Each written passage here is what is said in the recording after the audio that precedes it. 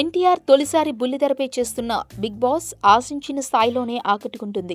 అందరూ అనుకున్నట్లుగానే బుల్లితెరపై junior NTR అదరగొట్టేస్తున్నాడు. Week days లో ఎపిసోడ్లు చాలా వీక్ గానే ఉన్నా వారాంతంలో ఎన్టీఆర్ రాగానే షో మళ్లీ పుంజుకుంటుంది.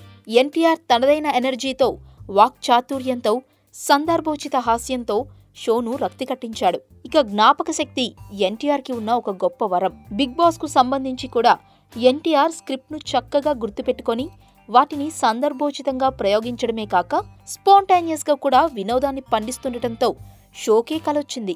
ఈ సందర్భంలోనే అందరికీ మెగాస్టార్ చిరంజీవి గుర్తొస్తున్నాడు. మీలో ఎవరు కోటీశ్వరుడు షోను హోస్ట్ చేయడంలో ఆయన పడ్డ ఇబ్బంది గుర్తుకొస్తోంది. తెర మీద చిరు ఎంత చక్కటి స్క్రీన్ ప్రెజెన్స్ తో కనిపించినా బయట మాత్రం చిరు అంత ఫ్రీగా ఉండలేదు. మీలో ఎవరు కోటీశ్వరుడు విషయంలోనూ ఆయన ఆరంభం నుంచి ఇబ్బంది పడ్డారు.